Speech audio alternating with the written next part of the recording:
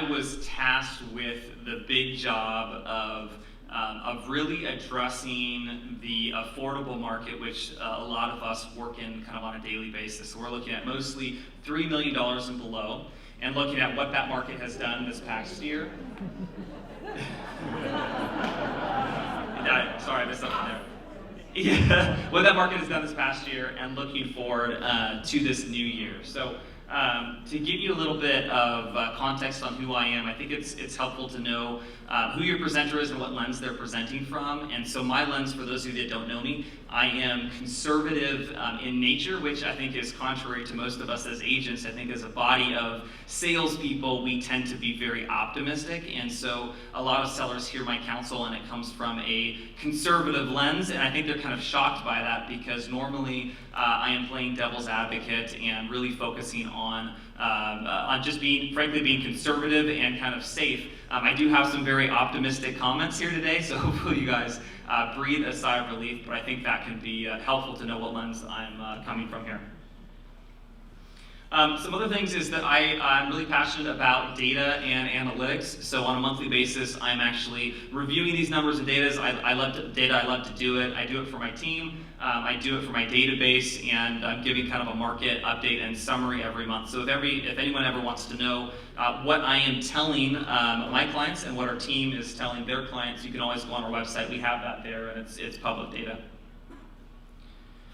So before I jump into the actual data of the market, I think it's helpful to know, like, how did the market feel last year? And for us, there was two things that we talked about with probably every client last year. And the first is this uncertainty in the market. So uncertainty in the political climate, uncertainty in the economic climate, and uncertainty in our real estate market. Lots of conversations with buyers addressing their concerns about, are we at the peak of the market?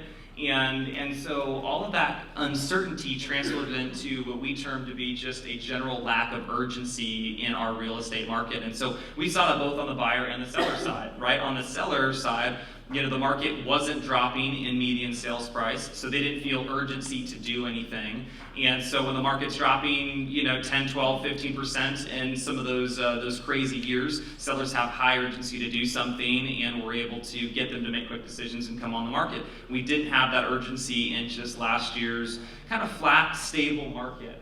On the buyer's side, again, buyers didn't have the same level of urgency. I think all of us, and our buyers included, either have a personal experience or have a friend or family member that had a personal experience with our last market downturn, right? Everyone knows someone that lost their family fortune or lost the home that they loved when the market tanked. And so I think that's been devastating to a lot of families. I think the good that has come out of that is that consumers are making more thoughtful decisions. Now they are getting data, they're getting outside counsel, they're doing online research. Some things that we get frustrated with sometimes, if they're not listening to their counsel, and they have so many voices in their ear, online and otherwise, telling them to do things. But I think the healthy thing is that there is this predominant focus on making informed decisions, and I think that's a great thing. And so I think that our market has recovered since 2011 in a healthier way, and I think that's one of the factors I'll talk about later in my optimism for this coming year and in the coming years is some of the health that's happened there. So even that buyer hesitancy that we're frustrated with, I think can be a good thing if we have the right scripts and dialogues to walk our clients through that.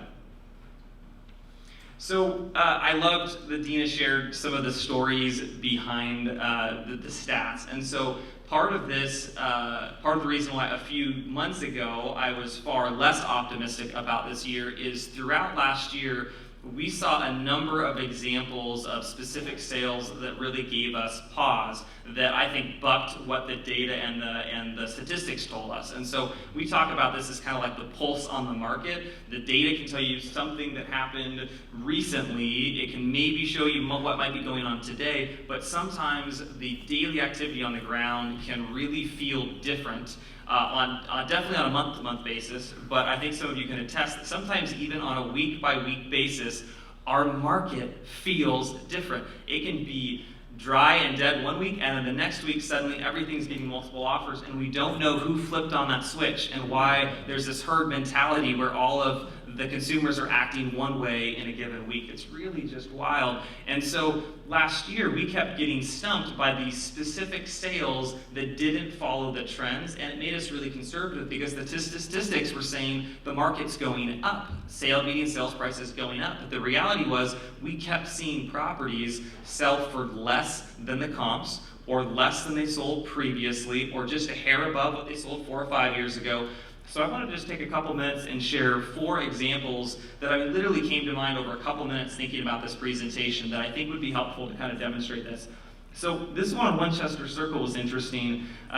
This is in Winchester Commons, so it's a PUD. You have homes of the exact same floor plan and model, in that development. And this is one of our listings. We brought it on the market this last year, and within the last 12 months, there were literally 3 sales of the exact same floor plan and model that all sold within a $5,000 price range, $1,125,000 to $1,130,000. And this subject property had bigger views and one of the biggest lots in the development. So all of us that would go into that listing appointment and addressing those questions with the sellers, I literally told the sellers, I said, I can't remember the last time I did a CMA, and I had greater certainty from a data standpoint of where the sales price should be, but thankfully, we had enough experience of last year that we have been coaching sellers that the one thing that we can rely on is unpredictable sales outcomes. Some properties will come on the market and we expect them to get multiple offers, and it's crickets for weeks, and then suddenly those multiple offers come 3 weeks later. This was one of those examples where it came on, we expected to get multiple offers, it came out at $1,129,000, it didn't sell. We did a price reduction a few weeks later to $1,995,000, thinking, okay, that'll stimulate those offers.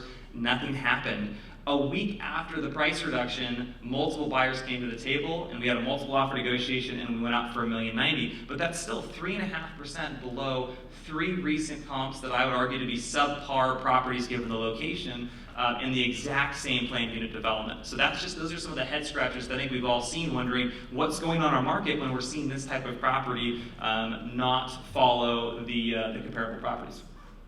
This one on Belmonte Drive, not my listing, but all the examples that I share here are by agents that I have great respect for, great negotiation skills, great marketing. I'm not showing any examples of outlier sales from what we all know to be like the out-of-town agent or the inexperienced agent that's making some kind of mistake or not giving a listing exposure, and so causing an outlier in the data.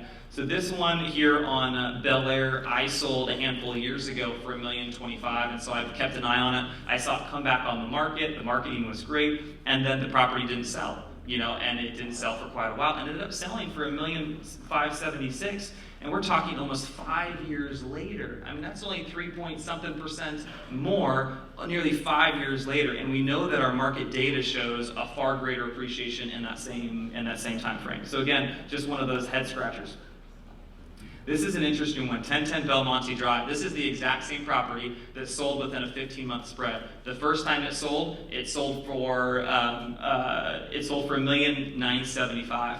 The second time it sold 15 months later, it sold for $1,925,000. The seller had done upgrades, and again, an excellent agent and excellent marketing. So it sold for 2.5% less, even though in that same period of time, the median sales price had gone up 4.3%. And so, Dina, made some comments about, I would agree with a lot of what Jordan says, and it's great. Jordan is bringing the statewide context for us. That's really important for us to pay attention to, but we live in a very unique market, and sometimes even with the desirability of the market, it's not responding as well to some other markets in California, and so I think there's some examples of that.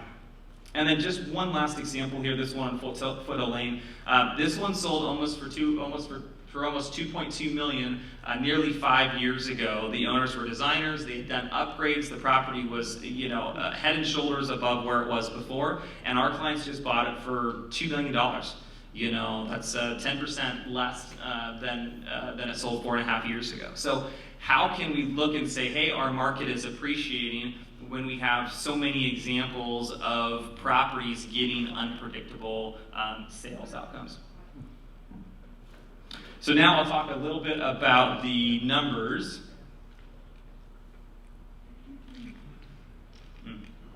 Excuse me.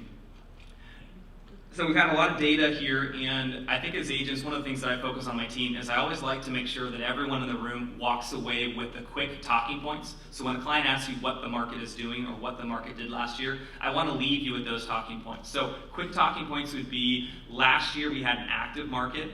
The market had far more sales than the year before, 8% more sales. There were nearly 2,000 sales, 1938 sales. And to put that in context for your clients, you can say, more homes sold last year in the greater Santa Barbara area than any year since 2013. And if they ask why that's relevant, you can say, hey, 2013 was our banner year here in Santa Barbara. The bottom of the market was at the end of 2011, and then when the bottom hit, the real estate prices just shot up to a significant degree in 2012. By the time 2013 came around, everyone realized they missed the bottom of the market, and so if they hadn't bought yet, they jumped back in droves. And so when you look here at the sales data, and last year when we had nearly as many sales as that peak year for Santa Barbara in 2013, that's really significant. And even my conservative nature, when I look at that data and I try to make predictions for my own investing or for my clients or for my team members in the council they're going to offer their clients, I look at that data and say, hey, we had a really, really strong last year from a sales standpoint, and I'll talk about this in a second. We're not seeing that slow down. Our median sales price also went up. It went up 4.3%. If you take out the luxury market and you just look at less than 3 million, it's like 4.62% or something. So your talking point for your clients are that the median sales price went up 4.5% last year, but then you want to couch it, and here's why. If you just leave them with the median sales price went up 4 to 4.5% last year, they're going to draw the wrong conclusion. As consumers, when we hear that, what do we think? We think my $1 million home is now worth $1,045,000.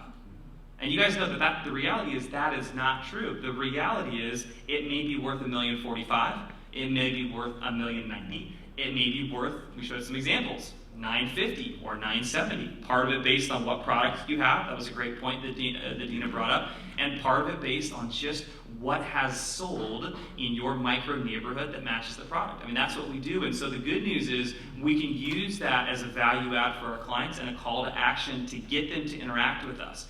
We have to continue to undermine the philosophy that you can go on Zillow and get your Zestimate and you have the right data to make decisions for your family.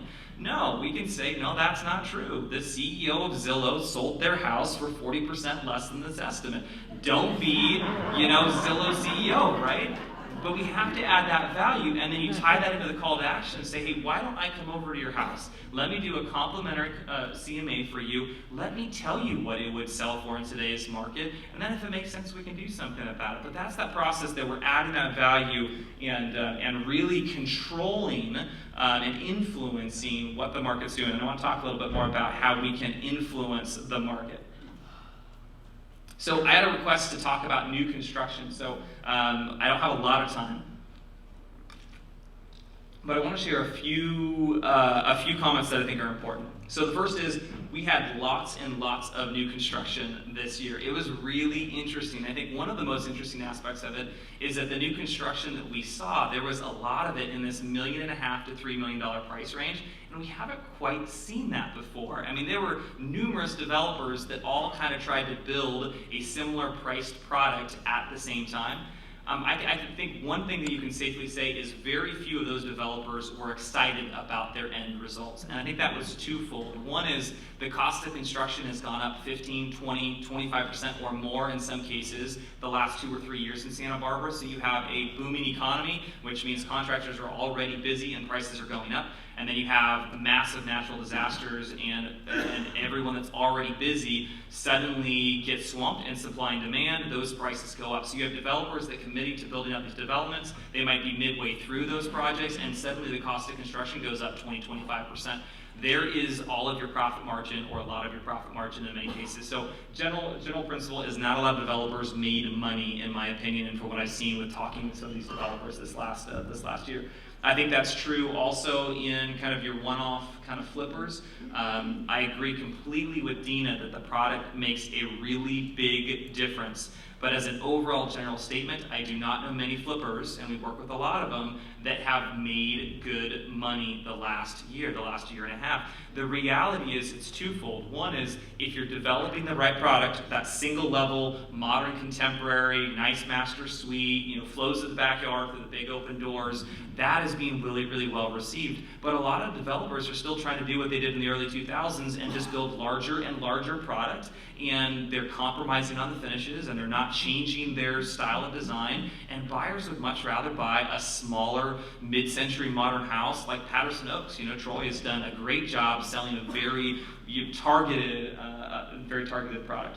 The last thing that I think is working against us is that all the fix and flip shows out there that make it look not only easy to do your own remodeling or to flip a home, but it actually looks fun. You've got buyers out there that are no longer paying a premium to do these remodels because you're taking their hobby away. They want to do the remodel. And so they're not acknowledging the value, especially in Santa Barbara, where it is so expensive. And I don't just mean that financially, but the hair loss that comes with that, the aggravation with the city and the county, the year and a half to try to get permits. I mean, as agents, we have to go to our clients that are just wanting to do this fix and flip as a hobby or get into the business, and we have to counsel them with the horror stories. Because if we don't counsel them, what happens is they do that, and they not only lose money, but they have all of that aggravation, and so it's just super important, and I'm passionate about that. So there are still good opportunities out there, but they're far and few between, and I don't see a lot of developers or flippers looking to do projects right now, at least on the affordable side of the market. So really quickly talking about the 2020 market so far, it has been wild. I'm not sure if you guys have seen that, but right around the holidays, it is like someone flipped on a switch. December was a really, really strong month, and January was just insane. So overall, in January, more homes sold than any year in the last 15 years, except for 2013. More homes sold, homes and PUDs in January than in the last 15 years. That's really significant, up 15% compared to last year. Part of the reason I like to think, why is that happening? One of the things is I think you guys are doing a good job. And what I mean by that is I think that you guys are doing a good job of talking your sellers through the consequences of pricing too high. And so what you see here is you see that we also in January saw the lowest median sales price and the lowest median list price in the last 5 years.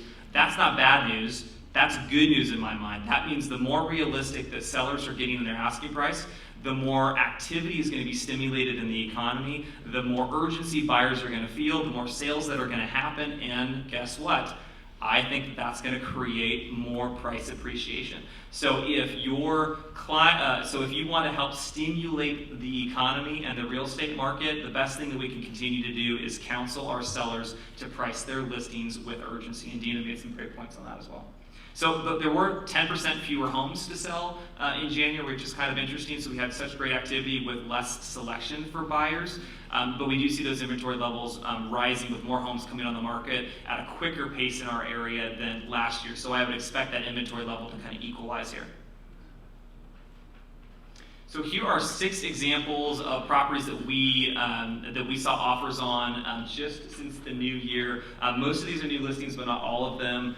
You can see here it's kind of across the board. Santa Rosa and El Cielito are interesting in that they were on the market previously, and then suddenly January came around, the holidays came around, and we started getting multiple offers. So Santa Rosa, we've had 3 offers in the last couple of weeks, including over asking price, all cash. El Cielito, we had three offers in a few days over the holidays. Not a good time to buy a property or sell a property.